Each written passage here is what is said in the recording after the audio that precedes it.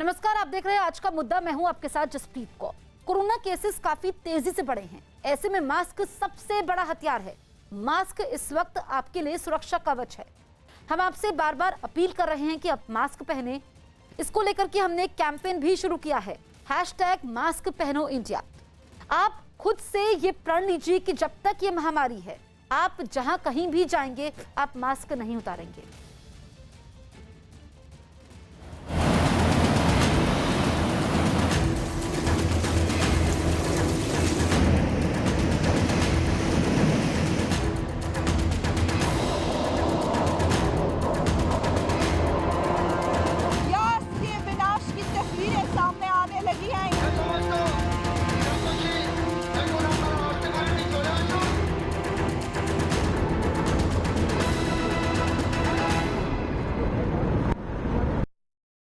बंगाल की खाड़ी से उठा चक्रवाती तूफान ओडिशा और पश्चिम बंगाल पहुंच चुका है और इन दोनों राज्यों के कई जिलों में जोरदार बारिश के साथ ही तूफानी हवाएं भी चल रही हैं।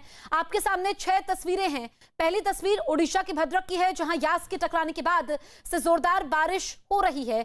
दूसरी तस्वीर ओडिशा के ही बालासोर की है, जहां समंदर का पानी एक होटल में घुस गया। तीसरी तस्वीर ओडिशा के केंद्रापड़ा की है, जहां तूफान की वजह से मूसलाधार बारिश हो रही है। चौथी तस्वीर पश्चिम बंगाल के दीघा की है, जहां कई रिहायशी इलाकों में समंदर का पानी घुस चुका है, कई गाड़ियां पानी में डूब गई हैं। पांचवी तस्वीर बंगाल के दक्षिण 24 परगना की है, जहां नदियों का पानी कई गांव में घुस गया है। छठी तस्वीर उत्तर 24 परगना की है, जहां तूफानी हवाओं की वजह से कई मकान धराशायी हो गए।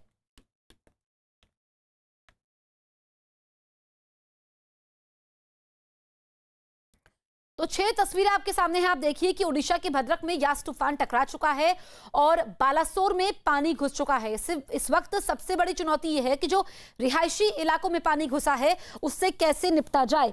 केंद्रापड़ा की तस्वीर आप देखिए, वहां पर बारिश हो रही है और दूसरी तरफ जो बंगाल का दीघा इलाका है, वहां पर तो हालात ज्यादा खराब है। ये देखिए, गाड़ियां डूबी हुई हैं। दरअसल उफनते समुद्र का पानी इस वक्त रिहायशी इलाकों में है और ऐसे में जो गांव हैं वो भी खाली करवा दिए गए हैं, लेकिन कई जिले ऐसे हैं जो इससे ज्यादा प्रभावित हुए हैं। तो ओडिशा की तस्वीरें आप देख रहे हैं और बंगाल की, क्योंकि सबसे ज्यादा तूफान का असर ओडिशा में देखने को मिल रहा है।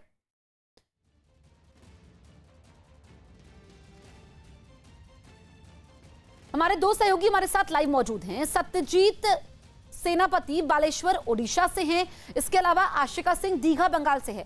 सबसे पहले सत्यजीत, मैं आपके पास आती हूं। जो असर है तूफान का काफी ज्यादा देखने को मिल रहा है, इस वक्त स्थिति क्या है और कैसे वहां पर इससे निपटा जा रहा है?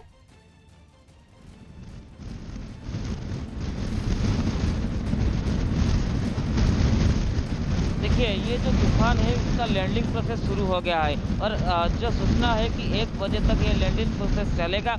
और सबसे बड़े बात है कि बालेश्वर में ही ये लैंडिंग हुआ है। ये जो तूफान है, ये पूरा लैंडिंग बालेश्वर का जो रेमुना बहानगा का एरिया है, उसमें ये लैंडिंग हुआ है। जब लैंडिंग हुआ था, ये हम बताएंगे तो बहुत ज़्यादा हवा चल रहा था। कम से कम 150 के आसपास हवा चलने लगा था और उसके साथ जो समुद्र का जो टाइड है, हाई टाइड दिखा जा रहा था कि इतना हाई टाइड था कि 3 मीटर के आसपास टाइड था, जिसके वजह से अभी तक जो सूचना हमारे पास आया है, कम से कम 10 गांव ऐसे हैं जिसमें पानी घुस गया है और पूरे गांव लोग अभी जल घर में है। उनको निकाला के लिए एनडीआरएफ और फायर जो टीम है वो पहुंच रहे हैं। ऐसे हालात है और अभी ये लैंडिंग प्रोसेस कंटिन्यू चल रहा है और धीरे धीरे जब ख़त्म होगा, जब साइक्लोन का आई होता है, जब पहले टच करता है, बहुत ज़्यादा हवा चलता है और उसके साथ हाई टाइड भी आता है और बारिश होता है, लेकिन बीच में थोड़ा रुक जाता है, हवा थोड़ा कम हो जाता है और बारिश भी थोड़ा कम हो जाता है। अभी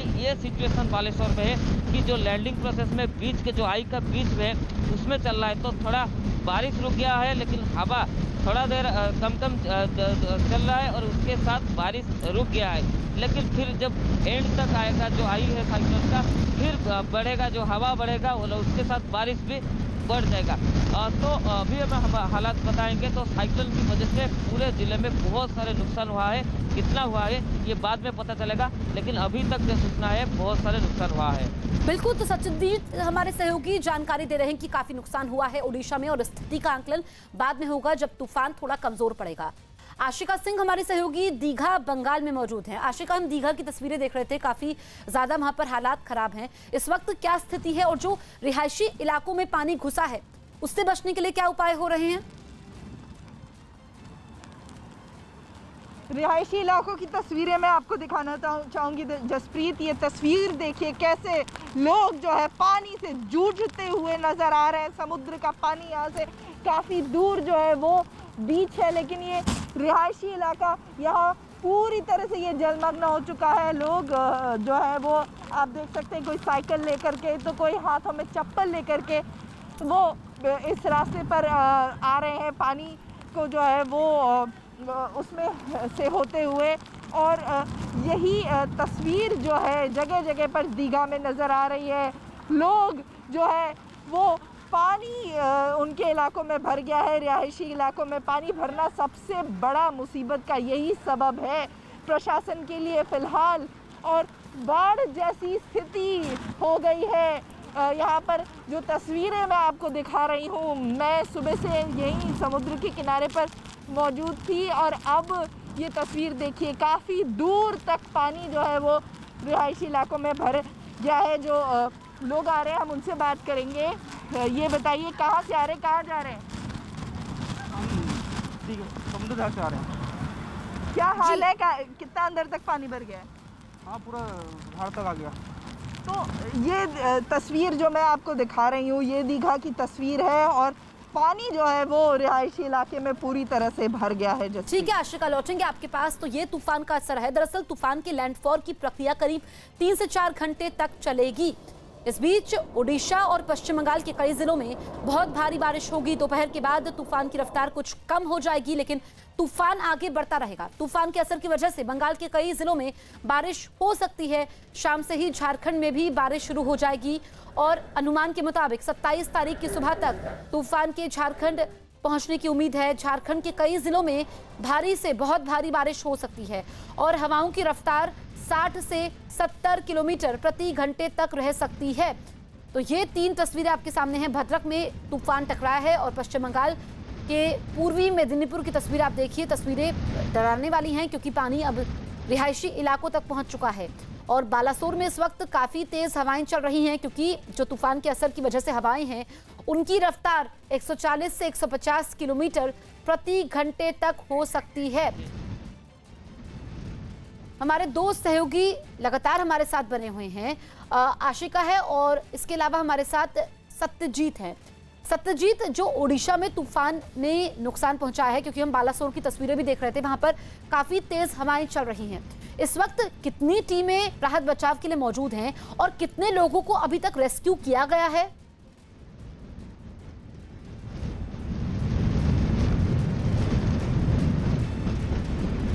देखिए, अभी तो रेस्क्यू शुरू हो रहा है, लेकिन मैं आपको थोड़ा तस्वीर दिखा देता हूँ। अभी का तो तस्वीर देखिए, जो आपने बोले कि जो कितना हवा चल रहा था, तो आप ये तस्वीर देख के समझ पाएंगे। जो हवा था अभी कम गया है, जितना हवा चल रहा था उसमें 25% हम बोलेंगे तो अभी हवा चल रहा है। लेकिन जब हवा चल रहा था तो ऐसे पेड़, बड़े बड़े पेड़ जो है, बड़े बड़े पेड़ ऐसे टूट गए हैं और इसके साथ बहुत जगह पे जो बिजली के जो खंभे हैं वो भी टूट गए हैं और उसके साथ तार भी टूट गए हैं और ऐसे बहुत सारे जगह से खबर ये भी आ रहा है। और आपके साथ एक और हम दृश्य पे दिखाएंगे।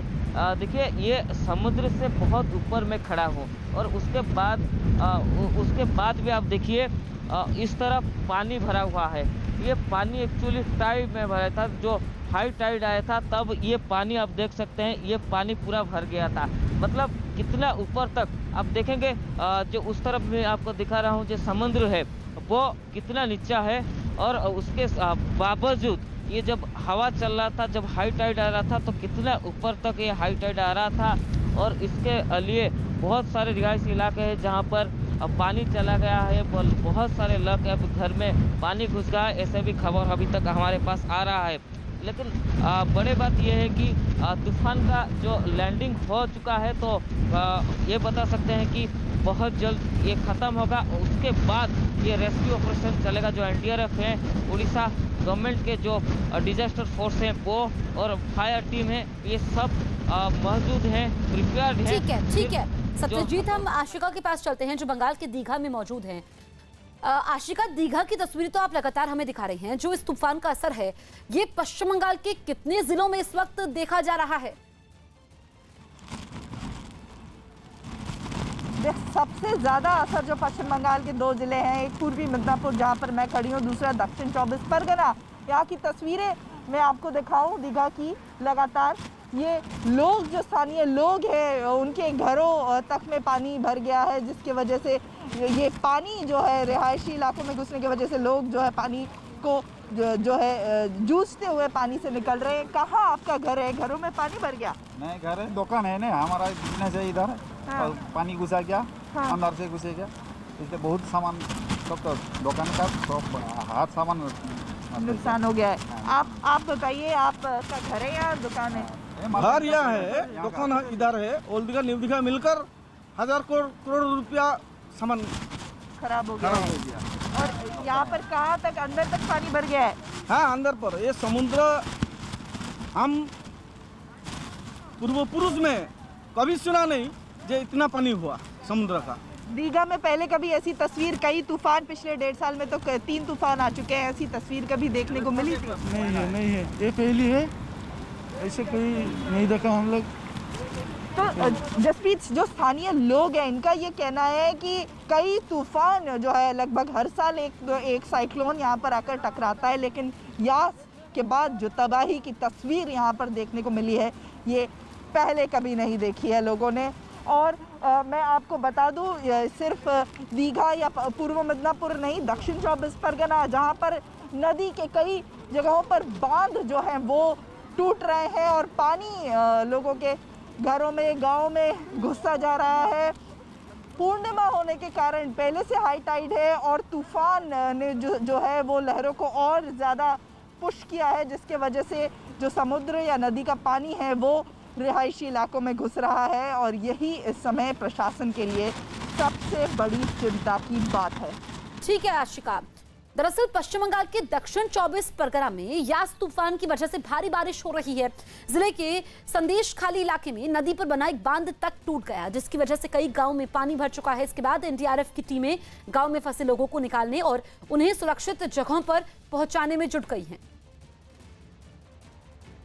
तो 2 तस्वीरें आपके सामने हैं। दक्षिण 24 परगना की तस्वीरें आप देखिए, बारिश की वजह से बांध टूट गया है और एनडीआरएफ की टीमें मुस्तैदी से जुटी हुई हैं। देखिए किस तरीके से एक बच्चे का रेस्क्यू किया गया और उसके बाद लगातार लोगों की मदद के लिए भी एनडीआरएफ की टीम आगे आई है और कई लोगों की मदद की भी है। कई लोगों को सुरक्षित इलाकों में पहुंचाया गया है क्योंकि कई गांव ऐसे हैं जहां पर पानी भर चुका है।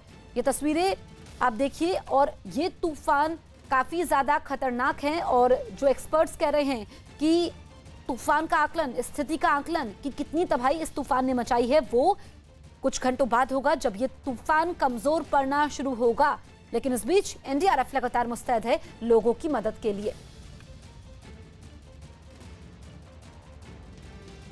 बंगाल के पूर्व मेदिनीपुर जिले के दीघा से तो अब डराने वाली तस्वीरें सामने आई है। वहां समंदर का पानी रिहायशी इलाकों में घुस गया है।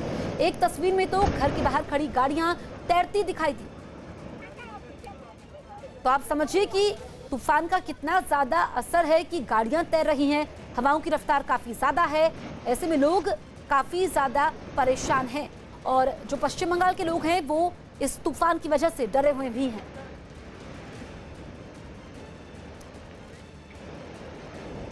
वहीं ओडिशा के बालासोर में भी स्थिति भयावह है क्योंकि वहां पर आप देखिए जो लहरें हैं वो उफान मार रही हैं और उफनती लहरों से लोग परेशान हैं क्योंकि वहां पर कई जगह पर पेड़ गिरने की भी घटनाएं सामने आई हैं और जो ये पानी है वो अब अंदर इलाकों तक पहुंच चुका है। ऐसे में जो निचले इलाके में रहने वाले लोग थे उनका पहले ही रेस्क्यू हो चुका है।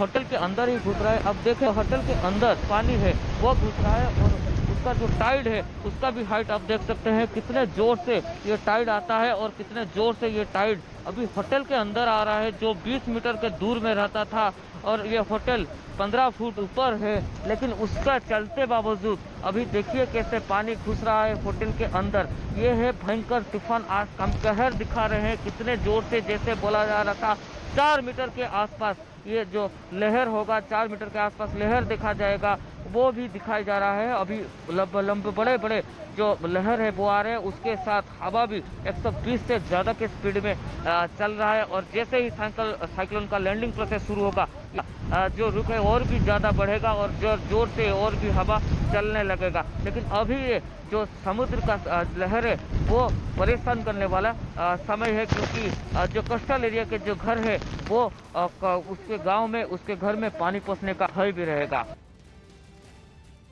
बंगाल के पूर्व मेदिनीपुर जिले के दीघा से तो अब डरावने वाली तस्वीरें सामने आई है। वहां समंदर का पानी रिहायशी इलाकों में घुस गया है। एक तस्वीर में तो घर के बाहर खड़ी गाड़ियां तैरती हुई दिखाई दी। तो तस्वीरें आप देखिए दीघा की, जहां पर तैरती हुई गाड़ियां नजर आ रही हैं। हमारे सहयोगी आशिका लगातार हमारे साथ बनी हुई है। आशिका, जो हम तस्वीरें दिखा रहे हैं, और इस वक्त सबसे बड़ी चुनौती भी यही है कि जो अब पानी रिहायशी इलाकों में जा घुसा है उससे कैसे निपटा जाए। बिल्कुल, तस्वीरें देखिए यहाँ की, जो स्थानीय लोग हैं जिनके यहाँ पे दुकानें हैं, उनका सामान बर्बाद हो गया है, ये तो अलग बात है।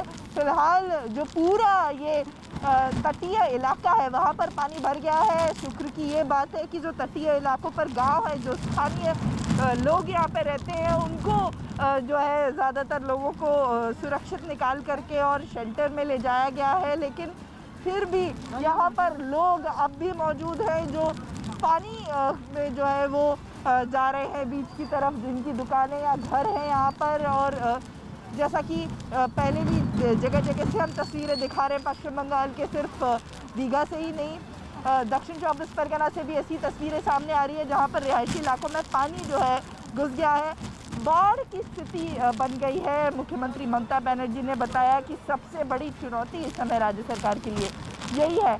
और पूर्णिमा के कारण हाई टाइड, ऊपर से तूफान का जो ये विनाशकारी तूफान इसे कह सकते हैं, क्योंकि जो दीघा के लोग हैं उनका ये कहना है कि ये तस्वीर पहले कभी सामने नहीं आई थी। मैं एक बार जो स्थानीय लोग हैं इनसे बात करूँगी।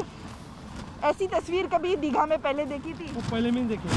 ऐसी पानी रहायशी इलाकों में आता रहा है? मैं पहले देखा हूँ अभी। ये पहली बार है?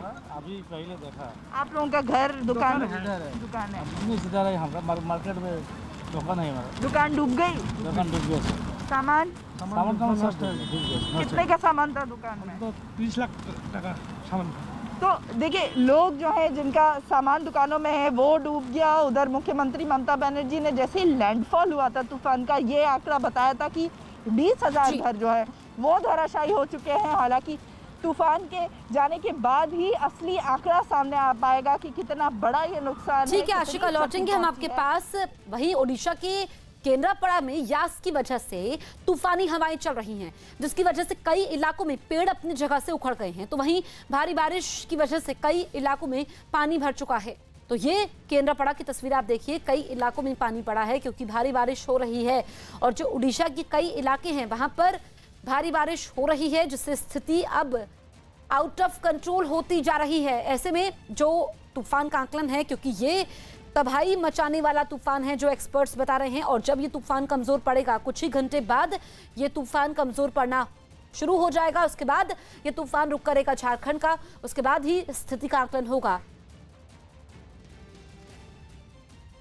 यस का इम्पैक्ट धीरे धीरे ज़्यादा हो रहा है। अभी हम केंद्रापड़ा में हैं और जो 4 जिले डायरेक्ट इम्पैक्ट उसमें फील हो रहा है, उस जिले में केंद्रापड़ा भी है। और केंद्रापड़ा में झमाझम बारिश सुबह से हो रही थी, मगर अभी इसकी रफ्तार बहुत तेज़ हो गई है।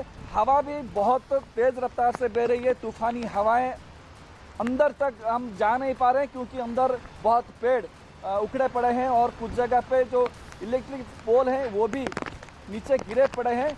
तो अभी कहाँ कितना डैमेज हुआ ये पता नहीं चल पा रहा है, क्योंकि लैंडफॉल करने का टाइमिंग अभी आगे कर दिया गया है। अब आईएमडी की तरफ से जो ताज़ा जानकारी मिल पा रही है उसके मुताबिक 10 से 11 बजे के बीच ये लैंडफॉल करेगा। और तैयारी की बात अगर हम करें तो उड़ीसा सरकार ने रेस्क्यू ऑपरेशन के लिए एक बहुत बड़ी तैयारी की है और यह तैयारी की एक नज़ारा हम कह सकते हैं। Orissa disaster rapid action force जो है वो अभी तैनात है। यहाँ पे 3 टीमें तैनात है। उनके पास ड्राई फ्रूट्स हैं, इनके पास ज़रूरी सब सामान है, सब जो पेड़ काटने के लिए जो सामान चाहिए होता है, जो इक्विपमेंट चाहिए होता है, वो सब सामान है। एक बार ये साइक्लोन थम जाए या फिर लैंडफॉल कर जाए उसके बाद 2-3 घंटे तक इसका इम्पैक्ट रहेगा। फिर उसके बाद ये जानकारी मिल पाएगी कहाँ कहाँ कितना डैमेज हुआ है। ओडिशा के केंद्रपड़ा में तूफानी हवाओं की वजह से जगह जगह पेड़ उखड़ गए हैं, जिसकी वजह से जगह जगह रास्तों पर पेड़ गिरे दिख रहे हैं। अब इन पेड़ों को रास्ते से हटाने का काम भी शुरू हो चुका है। तो केंद्रपड़ा में भारी बारिश के बाद देखिए पेड़ गिरे हैं और अब इन पेड़ों को हटाने का काम भी शुरू हो चुका है। तो सालों की मेहनत यूं ही बर्बाद हो जाती है जब ये तूफान टकराया तो उसके बाद तेज हवाएं चलने से पेड़ भी गिरे हैं। यूपी के मुख्यमंत्री योगी आदित्यनाथ ने कोरोना के खिलाफ लड़ाई में कामयाबी मिलने का दावा किया। उन्होंने कोरोना संकट के बीच विपक्ष के नेताओं पर गैर जिम्मेदाराना बयान देने का आरोप लगाया। कोविड की पहली लहर हो या फिर दूसरी लहर, उत्तर प्रदेश को तत्काल स्वस्थ करने की जिम्मेदारी उत्तर प्रदेश के मुख्यमंत्री योगी आदित्यनाथ की है। उन्होंने जिस तरह कोविड का कंट्रोल किया, प्रधानमंत्री से लेकर WHO ने तारीफ की और उनके TTT फार्मूले को कई राज्य अपना रहे हैं। हमारे साथ उत्तर प्रदेश के मुख्यमंत्री योगी आदित्यनाथ जी मौजूद हैं। सर, आपने किस तरह, उत्तर प्रदेश सबसे बड़ा आबादी वाला भी सूबा है, सबसे बड़ा सूबा भी, किस तरह आपने कंट्रोल किया? देखिए, उत्तर प्रदेश देश के अंदर आबादी का सबसे बड़ा प्रदेश है और कोरोना के खिलाफ वे लड़ाई है, वास्तव में देश की लड़ाई है। पूरे देश में प्रत्येक नागरिक के जीवन और उसकी जीविका को बचाने का जो अभियान आदरणीय प्रधानमंत्री जी ने मार्च 2020 में प्रारंभ किया था, हम सब उसके एक हिस्से हैं। इसमें हम जो भी सफल हो रहे हैं, ये आदरणीय प्रधानमंत्री जी के उसी मंत्र का परिणाम है जो उन्होंने कोरोना के खिलाफ लड़ाई शुरू करते हुए पूरे देशवासियों को दी थी और सभी राज्यों के मुख्यमंत्रियों को भी उन्होंने कहा था कि TTT का ध्यान रखना होगा और उसके अनुसार अगर हमारा अभियान चले तो कोरोना को पूरी तरह नियंत्रित किया जा सकता है। टेस्ट एंड ट्रीट, हम लोग उसी के अनुसार अपना अभियान प्रारंभ किए। फर्स्ट वेव के बारे में लोगों को जो आशंका थी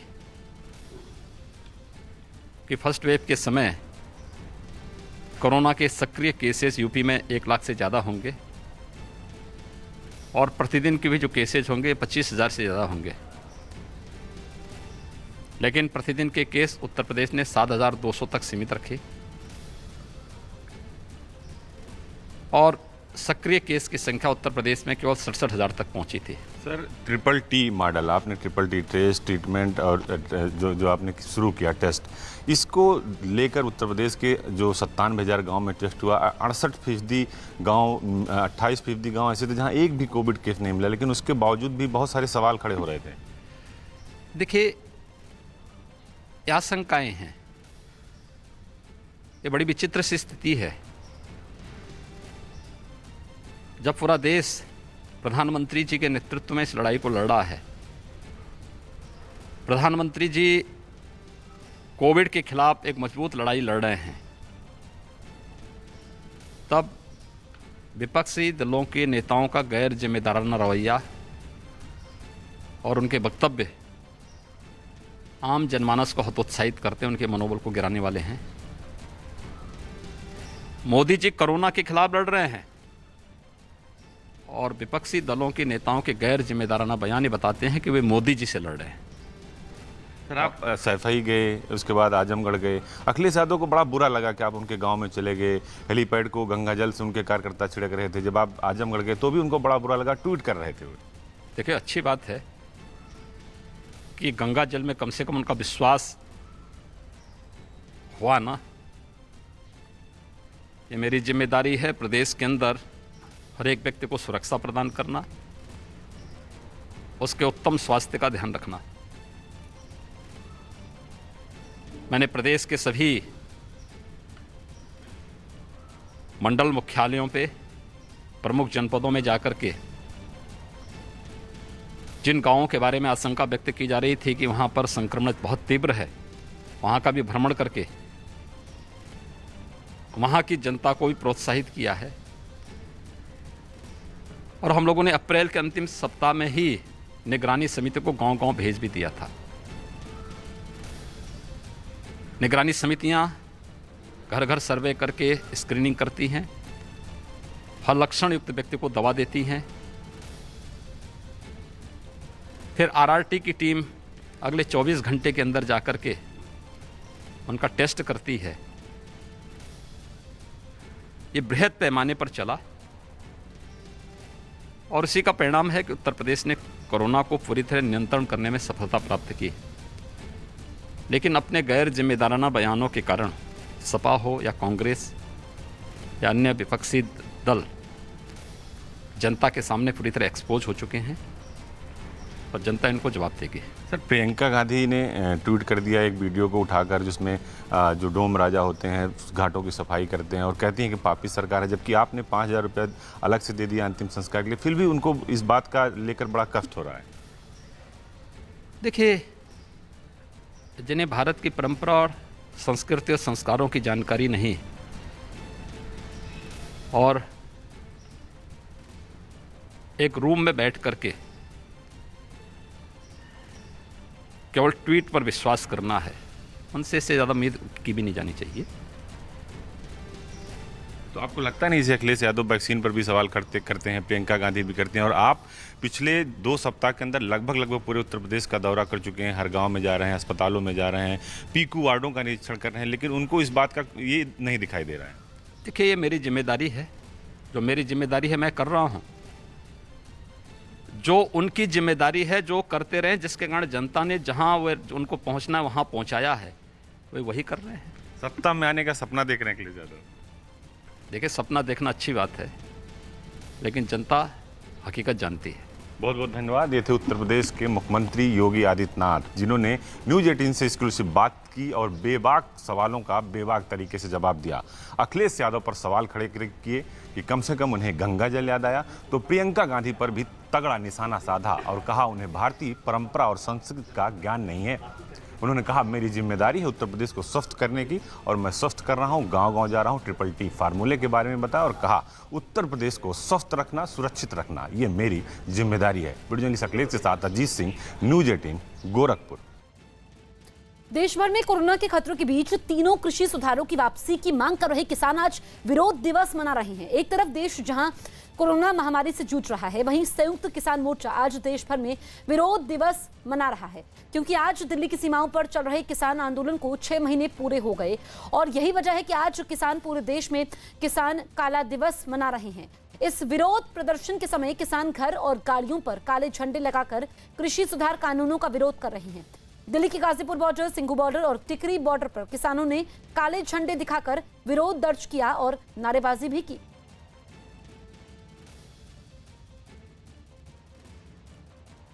किसानों का विरोध प्रदर्शन जारी है। गाजीपुर बॉर्डर पर किसान राकेश टिकैत के साथ बड़ी संख्या में सड़कों पर उतरे और विरोध दर्ज करवाया, लेकिन इस बीच एक बड़ी लापरवाही देखने को मिली, जब विरोध कर रहे लोगों में काफी लोगों ने मास्क नहीं लगाया था। यही नहीं, जिन्होंने मास्क लगाए भी थे वो सही तरीके से नहीं लगाए गए थे। खुद राकेश टिकैत ने भी मास्क सही तरीके से नहीं लगाया था, जबकि कोरोना की महामारी दिल्ली समेत देश के ज्यादातर हिस्सों में अभी भी खतरनाक रूप में मौजूद है। तो आप देखिए कि प्रदर्शन में सोशल डिस्टेंसिंग के नियमों का पालन नहीं हो रहा है और खुद राकेश टिकैत ने सही से मास्क नहीं लगाया। ऐसे में इस प्रदर्शन को देख करके सवाल खड़ा होता है कि जान जरूरी है या फिर मास्क जरूरी है, जब देश इस वक्त सबसे मुश्किल संकट से जूझ रहा है। ऐसे में क्या ये किसान कोरोना नहीं फैलाएंगे, ये सवाल उठ रहा है। इस बीच जो तस्वीरें हम देख रहे हैं, क्योंकि किसान आंदोलन को 6 महीने पूरे हो चुके हैं, लेकिन अब किसान आज काला दिवस मना रहे हैं। हाथों में काले झंडे और उनकी गाड़ियों में भी काले झंडे। जगह जगह पर विरोध प्रदर्शन हो रहा है। इस बीच भारतीय किसान यूनियन के नेता राकेश टिकैत ने एक बार फिर दावा किया कि जब तक उनकी मांग नहीं मानी जाती है, आंदोलन जारी रहेगा। सर, 6 महीने से आपका प्रदर्शन चल रहा है, इस दौरान क्या कुछ मिला, क्या कुछ हासिल हुआ, आपको क्या लगता है? हमें ये लगता है कि जो देश में आंदोलन अलग अलग जगह चलते थे, अलग अलग बैनर देश में थे, वे सब एकजुट हुए, इकट्ठे आए हुए, ये लगता है। तो इसका असर क्या हुआ, क्योंकि सरकार अभी भी कहीं ना कहीं ठंडी पड़ी हुई है। नरेंद्र सिंह तोमर ने बीते दिनों भी ये कहा था कि आखिरी जो प्रपोजल आपको दिया गया था कि 18 महीनों के लिए इस पे होल्ड लगा देते हैं। हाँ, 1 साल तो हो ही गया और 6 महीने और यहीं रुक जाएंगे, फिर देख लगे आगे क्या करते हैं। खुफिया एजेंसियों ने किसान आंदोलन को लेकर अलर्ट भी जारी किया है। न्यूज 18 के नीतीश कुमार की रिपोर्ट है कि खुफिया एजेंसियों ने अलर्ट जारी किया है कि किसान आंदोलन की आड़ में असामाजिक तत्व कानून व्यवस्था को बिगाड़ सकते हैं। साथ ही अलर्ट में यह भी कहा गया है कि सरकारी संपत्ति को भी नुकसान पहुंचाया जा सकता है।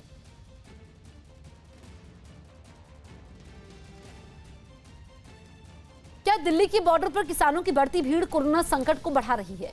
ये वो सवाल है जो सरकार समेत आंदोलन से जुड़े राज्यों और वहां की जनता के लिए चिंता का विषय है, क्योंकि आज किसान काला दिवस मना रहे हैं। इसके लिए पंजाब समेत आसपास के राज्यों से किसानों की भीड़ सिंघू बॉर्डर और गाजीपुर बॉर्डर पर जुटी हुई है। आखिर क्या है किसानों के कोरोना कनेक्शन का सच? न्यूज 18 ने इसका पता लगाने की कोशिश की है। सवाल यह है कि कोरोना की दूसरी लहर का कहर जारी है। ऐसे में दिल्ली के सिंघू बॉर्डर पर 6 महीने से आंदोलन कर रहे किसान जिस तरह भीड़ के रूप में यहां रहते हैं, क्या वो वायरस के लिहाज से खतरनाक नहीं है? किसानों के धरने की वजह से दिल्ली एनसीआर समेत कितनी जगहों पर कोरोना के मरीज या वायरस फैलने का खतरा बढ़ा है?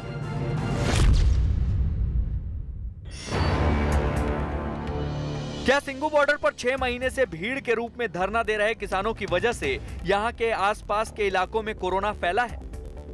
ये किसानों का ही टेंट है और पिछले 6 महीने से इसी तरीके से ये टेंट यहाँ पर बरकरार है। और आप देख सकते हैं कि इसके जो छत हैं वो छत भी इस वक्त बांस काट कर यहाँ पर पुख्ता बना दिए गए हैं। और यहाँ पर जो किसान हैं वो लगातार यहाँ पर 6 महीनों से डटे हुए हैं। तस्वीरों में यहाँ पर आप देख सकते हैं कि किस तरीके से किसान यहाँ पर पिछले 6 महीनों से डटे हुए हैं। सीधे हम इनसे बात करते हैं। अपने घरों पे, अपने फार्म हाउस पे, गाड़ियों पे काला झंडा लहराना है और गवर्नमेंट का हर तरीके से विरोध करना है। और यहाँ भी बहुत से लोग आएंगे सिंघू टिकरी गाजीपुर बॉर्डर पे, जो बाहर से अभी चले हुए हैं। किसानों का दावा है कि वो खुद यहाँ तमाम लोगों के साथ टेंट में रहते हैं, लेकिन अब तक उनमें से कुछ लोग ही कोरोना पीड़ित हुए हैं। किसानों का आरोप है कि कोरोना का बहाना बनाकर उनके आंदोलन को कमजोर करने की कोशिश हो रही है। आप कब से यहाँ पर डटे हुए हैं? 6 दिन हो गए, 6 दिन हो गए यहाँ डटे यहाँ। 6 महीने हो गए। हाँ, ना जी कोई कोरोना बिल्कुल भी, बिल्कुल खत्म है। वैसे बकवास कर रहे हैं। हमारे गांव है रिचौली, वहाँ कई आदमी मर गए, कहने लगे वे कोरोना से मरे हैं। कोई कोरोना नहीं, वहाँ है टावर की गर्मी के कारण एक्सीडेंट होकर मरे हो। सिंघू बॉर्डर पर सैकड़ों टेंट बनाकर रहने वाले किसान कोरोना के दावों को आंदोलन के खिलाफ सियासी साजिश करार दे रहे हैं। लेकिन क्या किसान इस बात से इनकार कर सकते हैं कि भीड़ में कोरोना वायरस तेजी से फैलता है? आंदोलन में शामिल रहने वाले जो लोग दिल्ली से पंजाब तक आते जाते हैं, क्या उनके जरिए कोरोना एक राज्य से दूसरे राज्य में तेजी से नहीं फैल रहा?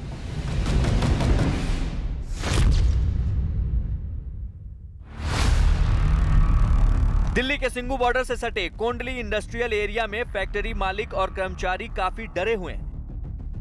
दरअसल यहां के ज्यादातर लोगों का मानना है कि कोरोना की दूसरी लहर में अक्सर किसानों को बिना मास्क और बिना सोशल डिस्टेंसिंग के देखा जाता है। कुछ किसानों के कोरोना से बीमार होने और कुछ की मौत की खबर के बाद कोंडली के लोग डरे हुए हैं।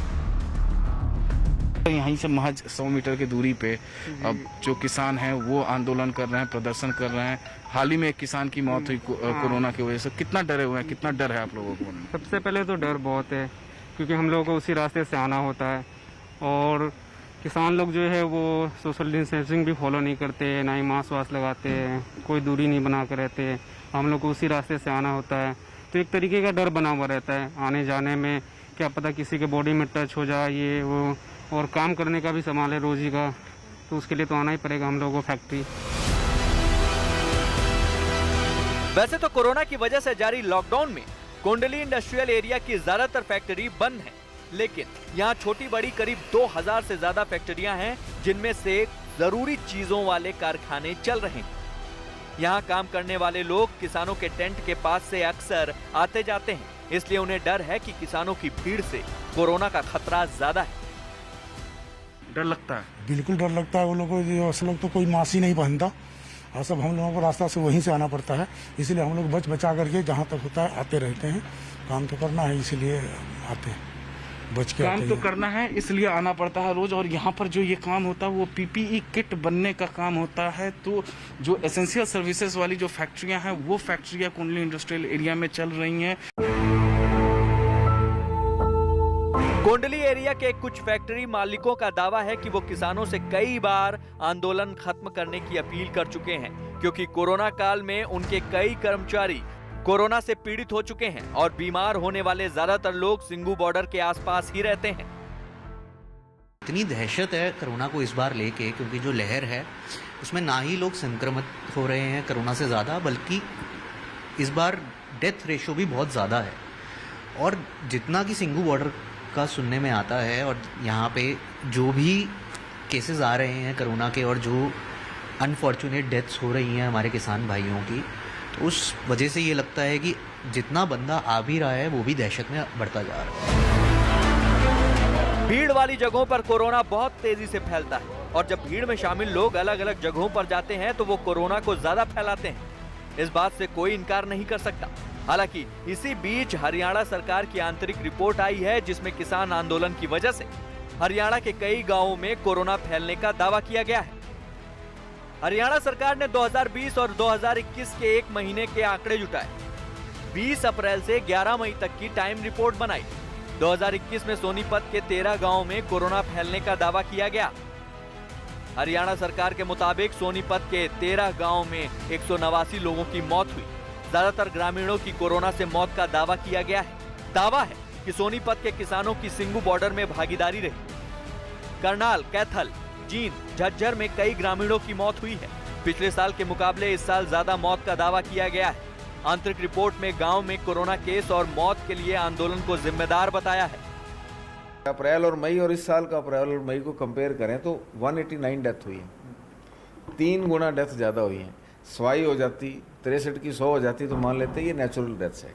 इतना ज़्यादा जो हमारा स्टैटिक्स का नियम होता है कि हम एवरेज देखते हैं कि एवरेज कितनी बढ़ रही है, तो 3 गुना अगर एवरेज बढ़ रही है तो ये सेल्फ जस्टिफिकेशन है कि ये किसान आंदोलन की वजह से, वहाँ पर रेगुलर आने जाने की वजह से वो वापस जो इन्फेक्शन लेके आ रहे हैं उस वजह से मौतें हो रही हैं। सरकार बार बार कहती है हम बातचीत के लिए तैयार हैं, किसान आगे नहीं आ रहे हैं, तो हमने भी पत्र लिखा कि ठीक है हम भी तैयार हैं, तुम तैयार हो तो हम भी तैयार हैं। करना तो उन्होंने कुछ है नहीं, लेकिन पत्र का जवाब इसलिए उनको दिया है कि लोग ये ना कहें कि किसान कुछ जिद पकड़े हुए। हरियाणा सरकार